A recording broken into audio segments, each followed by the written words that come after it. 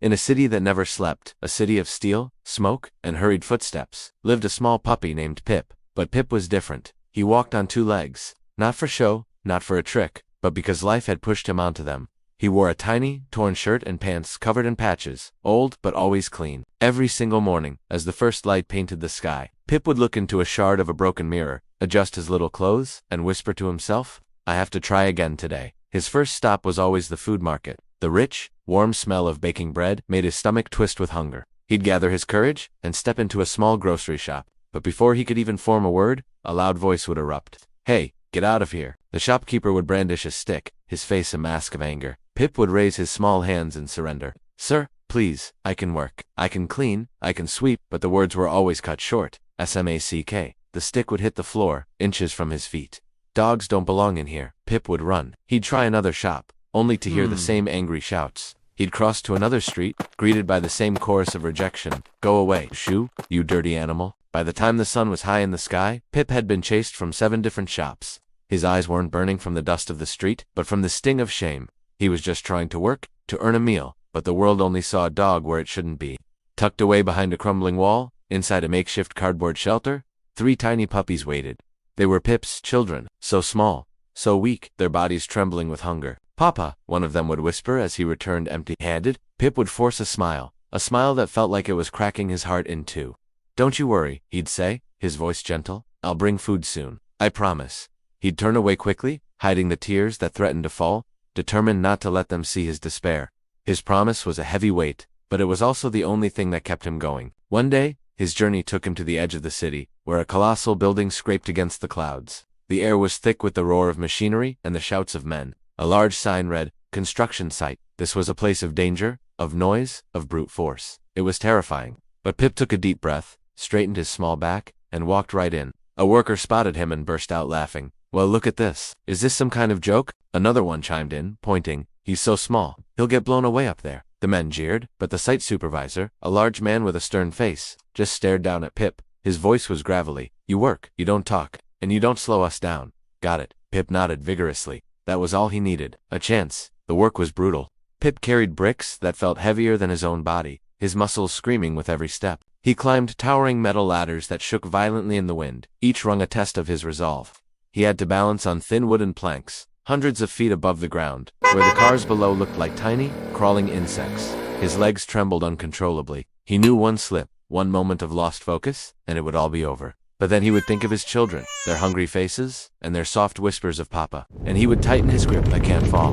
He'd repeat to himself, over and over, "I can't." One afternoon, the inevitable happened. A wooden plank under his feet cracked with a sharp, sickening sound. The entire site seemed to freeze. For one heart-stopping second, Pip was suspended in the air, falling. Then, pure instinct took over. He threw his arms out and his hands closed around a thick rope, the rough fibers tearing at his palms. He dangled there, his hands bleeding, his heart hammering against his ribs. Below, no one clapped. No one cheered his survival. A voice simply shouted, "Get back to work." And the moment was over. That evening, the sky opened up. Rain poured down in sheets, turning the construction site into a treacherous landscape of mud and slick metal. Pip was beyond exhausted. His vision blurred.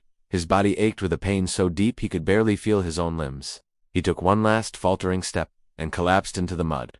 The cold seeped into his bones.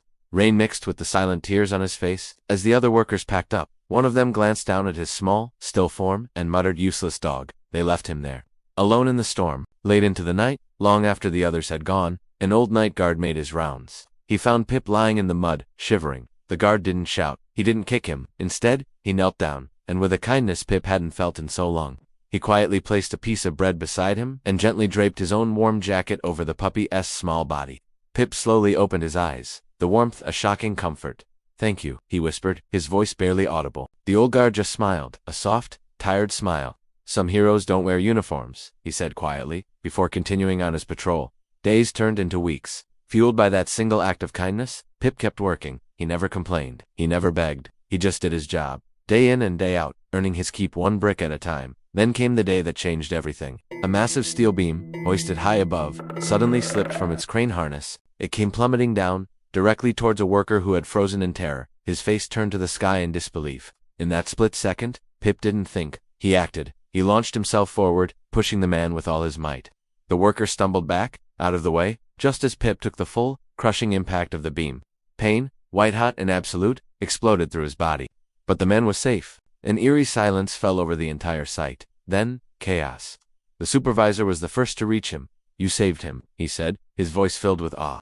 Ambulance lights flashed, sirens wailed, and for the first time, the men on the site looked at Pip not as a dog, but as one of their own. Weeks later, Pip returned to the construction site. But this time, he wasn't there to haul bricks or climb shaky ladders. He was welcomed back as a respected helper. The company gave him safe, important tasks to do on the ground, and more importantly, they gave him fair pay and plenty of food. That night, Pip walked home, not with an empty stomach, but with his arms full of bags, overflowing with bread and other treats. As he entered his small cardboard shelter, his children swarmed him, their tiny bodies wiggling with joy. "Papa did it. Papa brought food." They yipped, jumping and celebrating. Pip knelt down and hugged them close, his heart full. He was still standing on 2 legs. But it wasn't because life forced him to anymore. He stood tall because he had earned his place. He had earned respect. It just goes to show you, sometimes the very strongest hearts live inside the very smallest bodies.